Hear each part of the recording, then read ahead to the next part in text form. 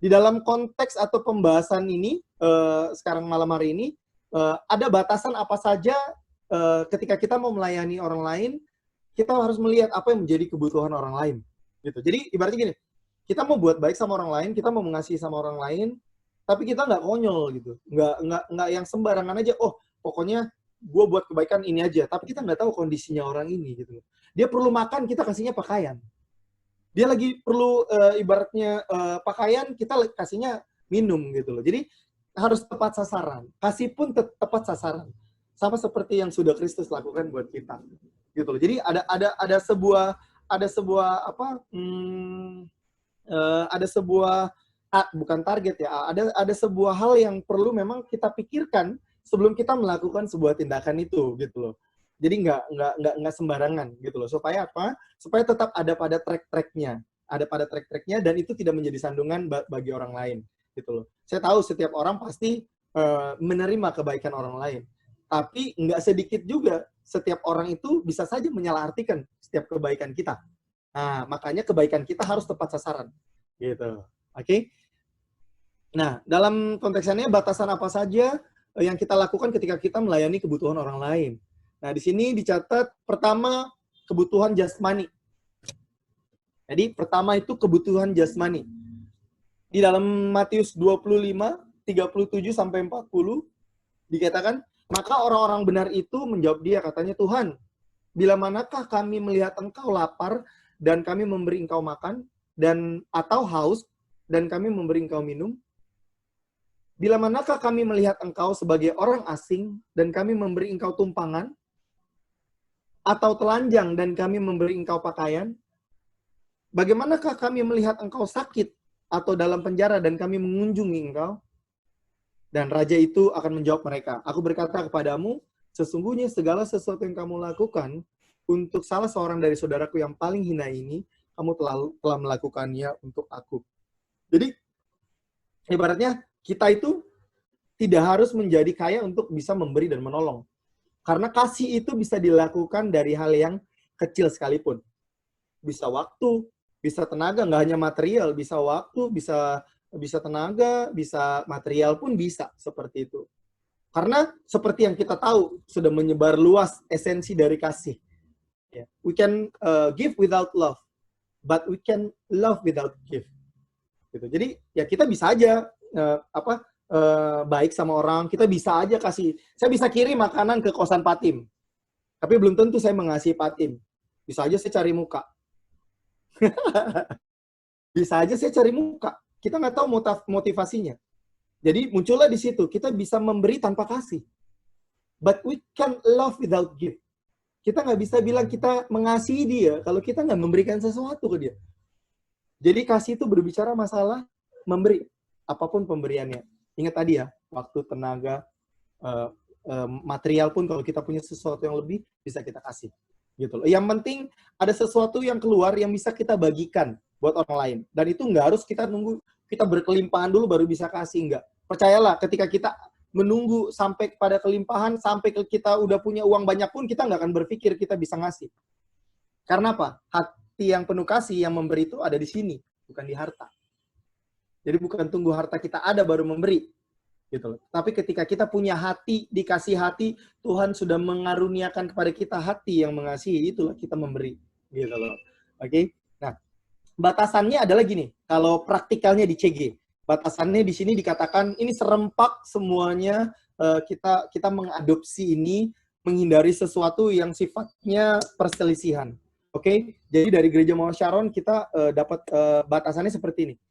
Di dalam CG tidak boleh ada tindakan manipulatif oleh siapapun demi keuntungan pribadi. Setuju ya? Setuju? Di dalam CG kita tidak boleh ada tindakan manipulatif yang tujuannya untuk keuntungan pribadi. Itu sangat tidak boleh gitu. Itu tidak akan membentuk karakter kita, itu akan menjadi sebuah penghambat utama di dalam sebuah pertumbuhan iman. Oke? Jadi tidak disarankan juga untuk terlibat dalam pinjam meminjam uang. Wow, ini spesifik banget ya. Tidak disarankan untuk terlibat dalam pinjam meminjam uang. Tetapi kalau kita tergerak untuk membantu, Ya, biarkan kita kerjakan itu dengan kasih dan kesanggupan, bukan pemaksaan ya. Dengan kasih dan kesanggupan, tetapi sudah siap untuk tidak menerima balikannya. Ya, paham ya? Jadi hutang piutang tidak dibenarkan, tetapi kalau memang kita tergerak oleh kasih kita terbeban oleh orang itu di dalam teman CG kita, keluarga kita, jangan sampai kita berpikir, loh, masa kita berarti nggak boleh memberkati teman-teman CG dong? Saya tahu kebutuhannya, saya lihat dia lagi butuh, masa saya nggak bisa kasih? Bukan seperti itu, gitu loh ya, bukan seperti itu. Kan saya tadi dikatakan, kalau kita tergerak oleh kasih kita untuk membantu dia, dan ingat, dengan kesanggupan kita, dan kita tidak untuk mengharapkan kembalian, monggo. Monggo. Gitu kan. Karena salah satu esensi dari kasih juga tidak mengharapkan imbalan. Kalau begitu tidak apa-apa, gitu loh. Yang penting di dalam sebuah kehidupan ber-CG, berkeluarga, di dalam dunia pekerjaan kita, di dalam dunia pelayanan sekalipun, ada sesuatu yang harus kita praktekkan untuk menunjukkan kasih kita kepada sesama kita. Yaitu pertama, itu kebutuhan jasmaninya ada di situ. Gitu ya.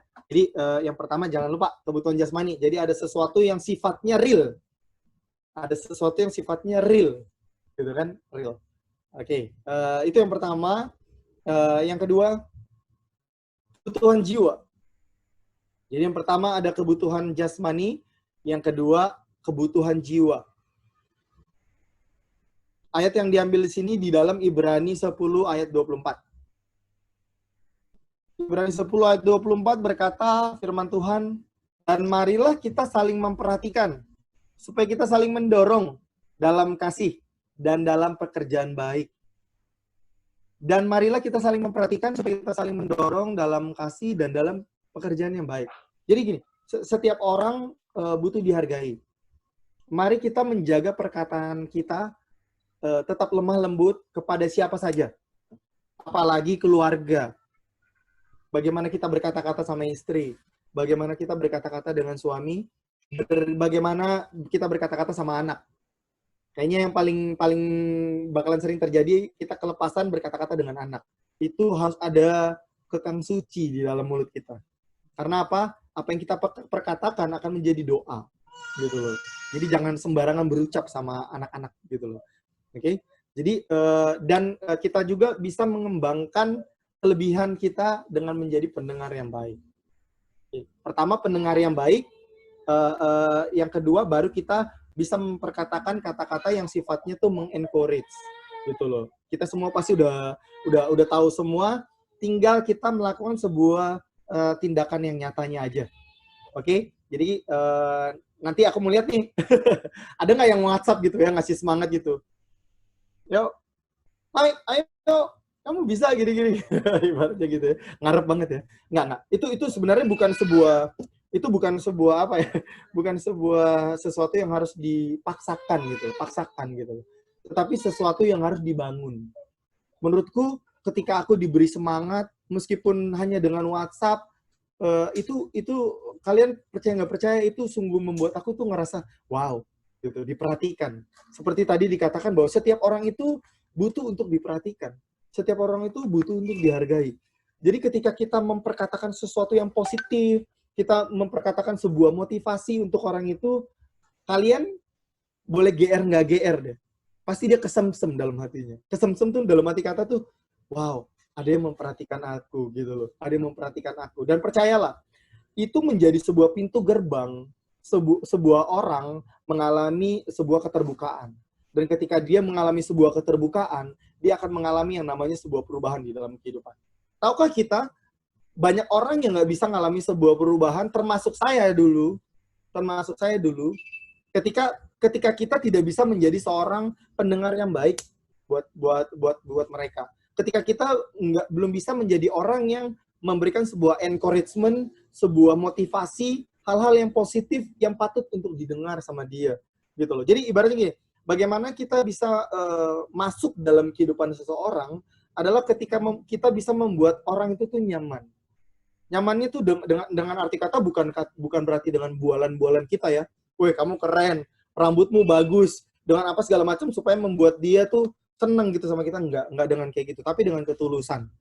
Dengan ketulusan, dengan motivasi yang benar, saya yakin kekuatan, the power of encouragement kita, itu urapan dari Tuhan yang turun, itu akan bisa mengubahkan orang itu. Saya yakin gitu. Jadi yang nomor 2 ini sebuah hal yang penting juga, yaitu kebutuhan jiwa seseorang yang harus kita pegang. Ke depan nanti kita bergerak di dalam sebuah perintisan di dalam Gorontalo, kita akan banyak berhubungan atau memfollow up jiwa-jiwa. Nah, pintunya tuh dari mana? Dari hal yang seperti ini. Mulai dengan encouragement aja. Mulai dengan menjadi pendengar yang baik dengan kita bisa mempertanyakan. Kira-kira lagi mengalami apa? Kira-kira lagi ibaratnya ya situasi seperti apa yang lagi dialami. Nah, setelah itu barulah kita bisa ngomong sama dia.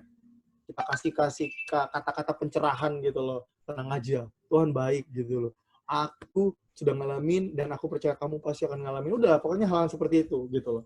Yang pasti untuk memiliki sebuah kemurnian di dalam hati, untuk kita mengencouragement orang, untuk kita memotivasi orang, harus berdoa. Kita nggak bisa dengan hikmat duniawi. Meskipun banyak motivator-motivator di dunia yang bisa membuat orang ya sampai menangis-nangis lah. Sampai yang benar-benar, oh iya. Nah, sekarang motivator dunia saja bisa membuat orang jadi semangat. Motivator dunia bisa membuat orang jadi semangat. Apalagi kata-kata kebenaran yang datangnya dari Tuhan. Ketika kita sampaikan itu, Roh Kudus bekerja dengan sebelumnya kita doa, tadi saya bilang kan, sebelum kita mau berkomunikasi dengan orang, memfollow up orang, kita mau ngomong sama orang, kita berdoa. Saya yakin banget ketika kita berkata-kata, yang bekerja itu Roh Kudus. Karena yang mengubahkan orang itu Roh Kudus, bukan kata-kata kita. Bukan. Kita mau ngeluarin kata-kata, kita mau cari di internet bahasa yang paling lembut, bahasa yang paling benar, bahasa yang paling oke, sedap didengar. Nggak akan pernah bisa ngerubah orang kalau nggak Roh Kudus yang merubah. Gitu. Jadi penting untuk kita menjawab sebuah kebutuhan jiwanya seseorang sebelumnya kita melakukan doa. Supaya kita dituntun oleh Tuhan, kata-kata hikmat dari surga, yang supaya dia dengar, dia ngalamin sesuatu. Gitu loh. Ada amin? Saya nggak kecepatan ya, karena saya nyesuaiin waktu juga. Jadi saya yakin banget kita semua pasti akan ngalamin dan dapetin sesuatu gitu loh. Yang ketiga, Konto tadi ini baru gabung. Yang pertama tadi kita ngebahas masalah hal-hal apa saja sih yang kita bisa lakukan untuk kita bisa mengasihi sesama, gitu kan? Dan batasan apa saja yang kita bisa lakukan ketika kita melayani kebutuhan orang lain. Yang pertama tadi kebutuhan jasmani kok. Ya, jadi kita nggak perlu kita punya banyak dulu baru menolong dan memberi orang. Tapi dengan hal yang kecil seperti waktu, tenaga, ataupun misalnya bisa dengan kesanggupan, dengan materi pun kita bisa kasih ke orang itu. Gitu loh. Tapi dengan hati yang tulus, gitu loh. Itu akan bisa mengubahkan orang itu juga. Nah, yang kedua tadi barusan kita bahas adalah kebutuhan jiwa yang diambil dari Ibrani 10 ayat 24. Nah, yang terakhir kebutuhan spiritual.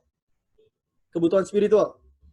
Jadi pertama ada kebutuhan jasmani, jiwa, dan yang terakhir kebutuhan spiritual, roh. Dalemin. Yakobus 5 ayat 16. Yakobus 5 ayat 16, saya bacakan saja ya, karena sudah ada di sini. Karena itu, hendaklah kamu saling mengaku dosamu dan saling mendoakan, supaya kamu sembuh. Doa orang benar, bila dengan yakin didoakan, sangat besar kuasanya. Nah, yang mau di bold, yang digaris bawahi di sini, doa orang yang benar bila dengan yakin didoakan, sangat besar kuasanya. Tahukah kita, mereka yang menyatakan dirinya sebagai orang Kristen, sebagai pengikut Kristus, sebagai orang yang sudah diselamatkan oleh Kristus, kita harus hidup saling mengasihi. Dan seperti yang tadi saya bilang, mengasihi itu bukan tugas, ya kan? Ini sebuah bukti dari kekristenan yang sejati, gitu loh. Nah, salah satunya adalah kita bisa menjawab kebutuhan spiritual orang. Jadi gini, ini konteksnya lebih dalam dari cuma sekedar ngasih sesuatu. Tadi kalau contoh spesifiknya misalnya kayak tadi saya bilang saya bawakan sesuatu ya Pak, tapi beneran loh, saya mau bawakan sesuatu untuk tim kan. Mau belajar praktek ya.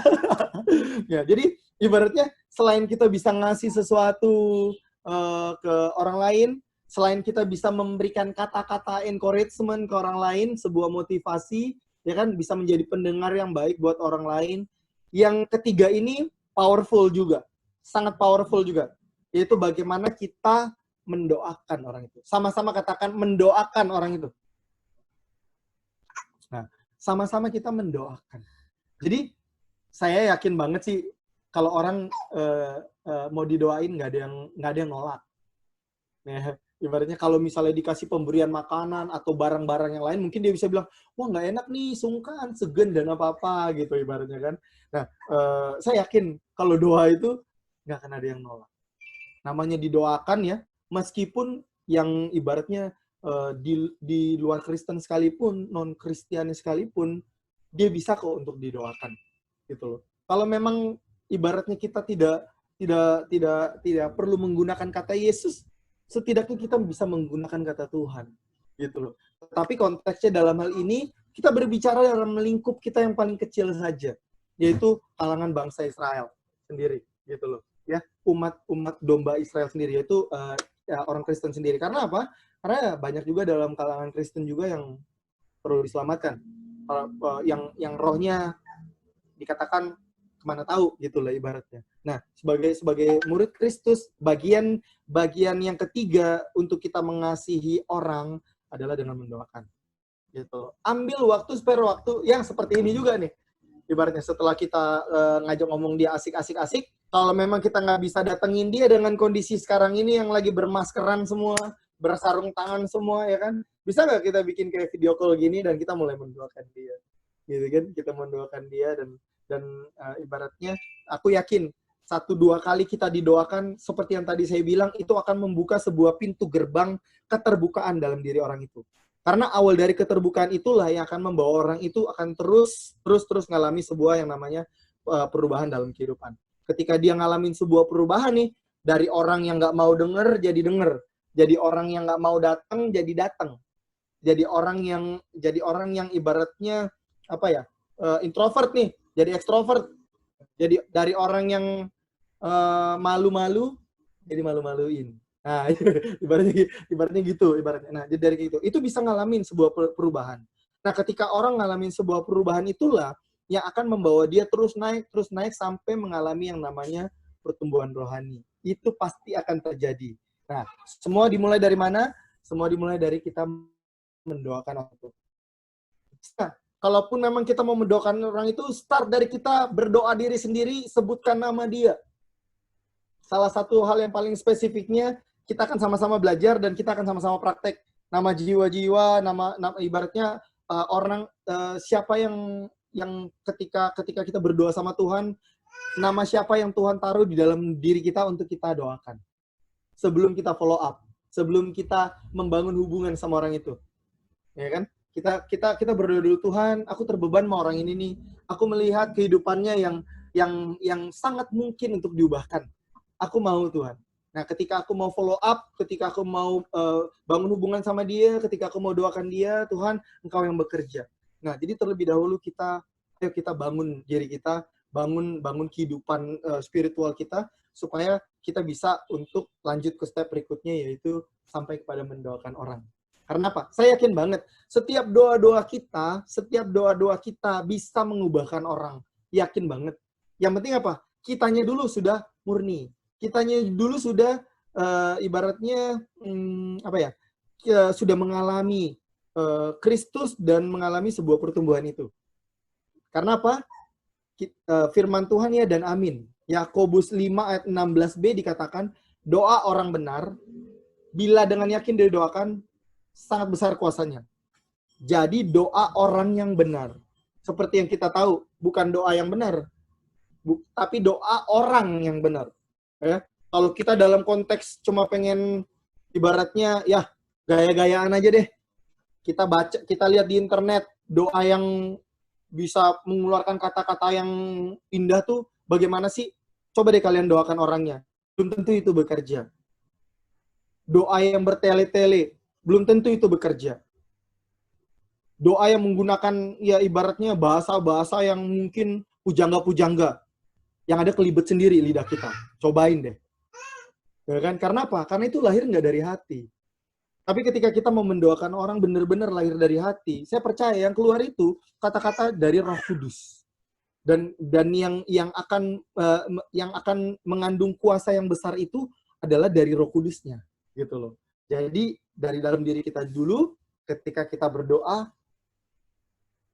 doa itu akan besar kuasanya. Dan aku yakin dan percaya itu akan mengubahkan orang, gitu loh. Dan itulah salah satunya cara kita untuk menunjukkan kasih kita ke orang, gitu loh. Apa sih kadang-kadang kita bertanya, praktek kasih itu seperti apa sih? Gitu kan? Ketika kita bilang kita sayang, kita cinta, kita mengasihi, hal apa yang bisa kita kerjakan? Nah, di sharing materi ini kita dikasih panduannya. Bagaimana kita bisa belajar sedikit demi sedikit, kita belajar untuk praktek, untuk bisa belajar untuk mengasihi orang lain. Dari hal yang sekecil itu pun, ya, dari jasmani, jasmani, jiwa, dan spiritual. Ayo kita jadi orang yang bisa menunjukkan kasih yang sesungguhnya itu kepada orang-orang. Karena teori kasih itu banyak yang memunculkan, tetapi kasih yang sejati itu hanya berasal dari Kristus. Jadi ketika kita mau mengasihi orang, make sure bahwa kita sudah benar-benar merasa bahwa kita ini dikasih Kristus. Saya yakin banget ketika kita merasa bahwa kita ini dikasih oleh Kristus, kita akan mudah untuk mengasihi orang. Katakan amin. Oke. Oke, jadi hal-hal itu kita siap praktek ya. Jadi internship-nya, contoh-contoh dalam melayani kebutuhan jasmani itu. Oh, oke. 5 menit. Sebelum kita, berapa menit nih? 5 menit putus ya? Oke. Nanti kita bahas lagi masalah itu contoh-contoh praktikal kita untuk kita berdoa mengasihi orang lain. Oke, apa contoh-contoh apa di dalam mengasihi orang lain soal jasmani, jiwa maupun rohnya. Oke, kita berdoa yuk.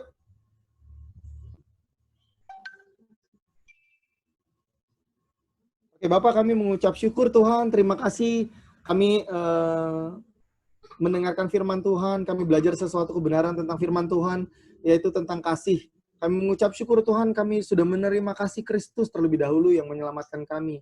Dan sekarang Tuhan, ketika kami hidup, kami mau menghidupi kasih Kristus itu dalam kehidupan kami. Yaitu di dalam lingkungan keluarga, maupun di lingkungan pekerjaan kami, sosial kami, maupun di lingkungan pelayanan kami Tuhan.